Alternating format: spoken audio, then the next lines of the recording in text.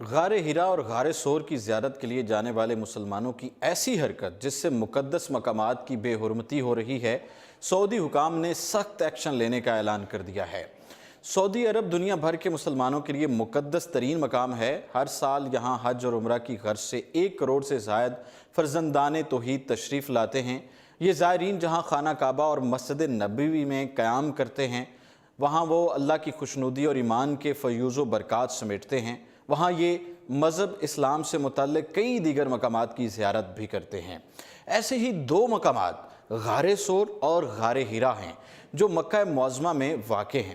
غار ہرا وہ مقام ہے جہاں حضور کریم صلی اللہ علیہ وسلم ظہور بعثت سے قبل عبادت کی غرض سے جایا کرتے ہیں اور کئی دن وہاں یاد الہی میں مصروف رہتے، جبکہ غار سور وہ عارضی پناہ گاہ ہے جہاں مدینہ ہجرت کے دوران قریش کے بپھرے نوجوانوں سے بچنے کی خاطر حضور صلی اللہ علیہ وسلم نے اپنے رفیق خاص حضرت ابوبکر صدیق رضی اللہ تعالی عنہ کے ساتھ 3 روز تک قیام فرمایا تھا۔ زائرین نبی کریم صلی اللہ علیہ وسلم سے منسوب ان پہاڑی مقامات کی زیارت کرنا بہت خوش نصیبی سمجھتے ہیں۔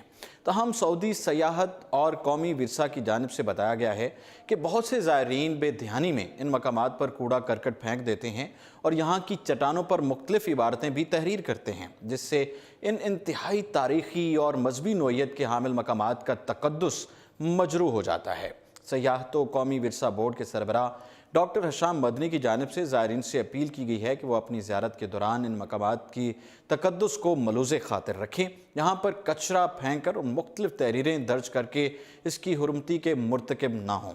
بورڈ کی جانب سے زائرین کی آگاہی کے لیے مختلف زبانوں میں بورڈ بھی نصب کیے گئے ہیں، جبکہ وہاں صفائی کے لیے خصوصی ہدایات بھی جاری کر دی گئی ہیں۔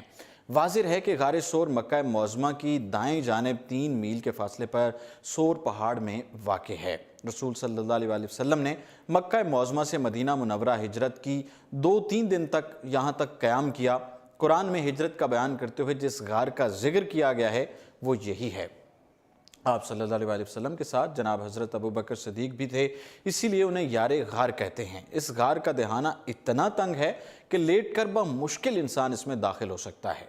غار ہرا مکہ مکرمہ کے قریب واقع پہاڑ جبل نور میں واقع ہے، جہاں پہلی وحی نازل ہوئی۔ یہ غار پہاڑ کی چوٹی پر نہیں بلکہ اس تک پہنچنے کے لیے 60-70 میٹر نیچے مغرب کی سمت جانا پڑتا ہے۔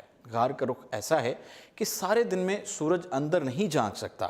نبی کریم صلی اللہ علیہ وسلم جب 40 سال کے ہوئے تو آپ صلی اللہ علیہ وسلم چند روز کی خوراک ساتھ لے کر جبل نور پر آتے اور اس غار میں غور و فکر اور عبادت فرماتے تھے۔ یہیں ایک روز جبرائیل علیہ السلام امین نمودار ہوئے اور نبی صلی اللہ علیہ وسلم پر سب سے پہلی وحی نازل کی، جس کے ذریعے باری تعالیٰ نے آپ کو نبی آخر الزمان مبعوث کیا۔